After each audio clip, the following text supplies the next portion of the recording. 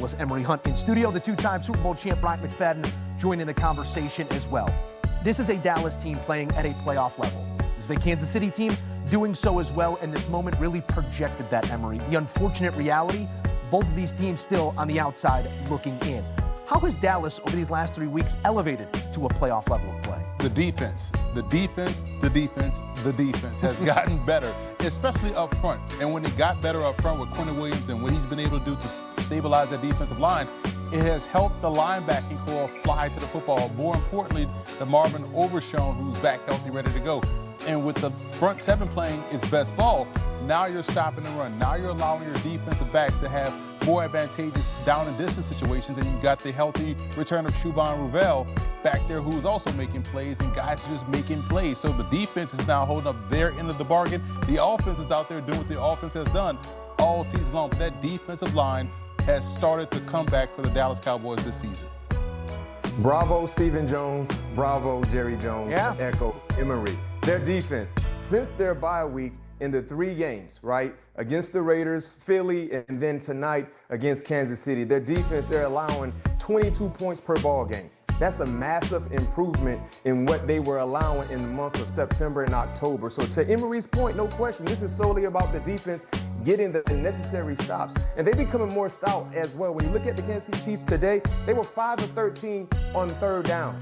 5 of 13 on third down. They pitched 2 shutout quarters against Kansas City because they got out to a hot start. That Dak Prescott first quarter interception led to Kansas City getting off to a hot start. But then they neutralized their offense, the Dallas Cowboys defense that is, and gave their offense the extra possessions that was needed to win this ball game. So yeah, this has been all about the defense. So bravo to Steven and Jerry, because remember, they were criticized for trading Micah Parsons away. But when you look at what they turned that deal into, now, the here and now, no question, great move by them. I will say Micah Parsons did some stuff as well in that first course of our meal here on Thanksgiving, but the way that it pivoted and now have those picks moving forward, we'll see what it looks like in the years to come, because this year, it again might be too little too late. Sportsline projections still just giving them a 22% chance of making the playoffs when you look at what's going on in the NFC North and what's going on in the NFC West.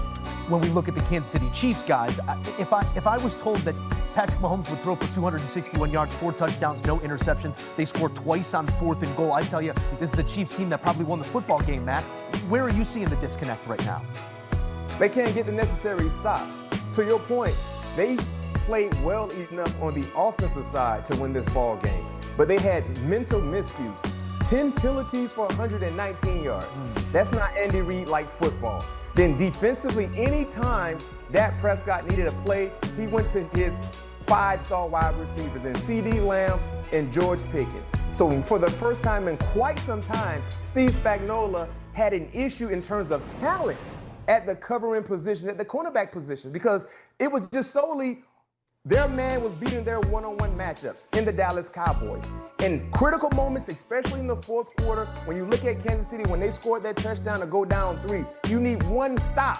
You need one stop. And guess what they did? Went to that old faithful slant route. And George Pickens created a move at the line of scrimmage. Voila, first down, converted. So that was the glaring issue I saw watching the Kansas City Chiefs, because like I said, we saw some moments where their offense was a bit stagnant, but they came and they fought back. When you're down 3 points, we've seen how many times they get the necessary stops, right? It didn't happen tonight, and bravo to the Dallas Cowboys, because their talent lived up to the billing. It's another loss in another one-score game, 1-5 in such games this season after winning their 17 prior. When you take a look at that and you move it forward, Emory, according to Sportsline, a 46% chance to still make the playoffs in the Kansas City Chiefs. It's Houston, it's the Chargers, it's Tennessee, it's Denver, it's Vegas. How should you feel coming off of this performance when you lick the wounds for a moment, but got to get back to work? Well, you still trust Patrick Mahomes in the passing game. I was super impressed by how the receivers went out there and did their thing. We talk about Hollywood Brown making a big play in the back of the end zone. We talk about Xavier Worthy, Rashee Rice was out there breaking tackles, making plays. So the passing game is fine. What worries me, though, is what we saw today along the offensive line. This offensive line was banged up coming in and got even more banged up coming up. Chargers have the ability to get pressure. Houston has the ability to get pressure. They're going to have to be able to protect Patrick Mahomes. Otherwise, they'll be in shootouts like we saw today. And a lot of times, you may just run out of ammo. But when belief meets execution, you start to get results. And that's what we've seen for the better part of a decade now from the Kansas City Chiefs. It's the seedlings of what we're seeing right now with the Dallas Cowboys. How do you put that belief into words? This is as big as the stage gets, Mac. This is the most watched window on the highest of football holidays, and you take down what has been the long-standing dynasty in the NFL. What does this moment mean to Dallas? They could be a championship caliber team if they were to get into the playoffs.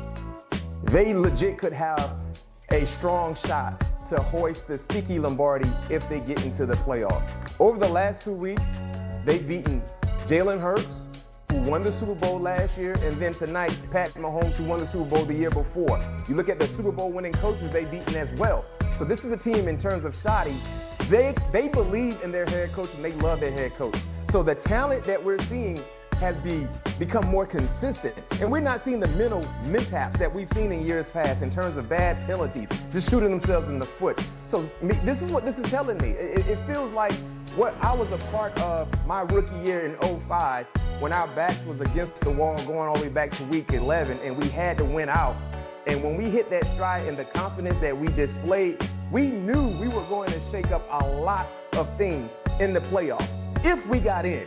And when we got in, the rest is history. And I see the same thing kind of circulating with the Dallas Cowboys right now. Dak Prescott is making the plays. He's not messing things up. They're not finding ways to win. I mean, to lose. They're finding ways to win.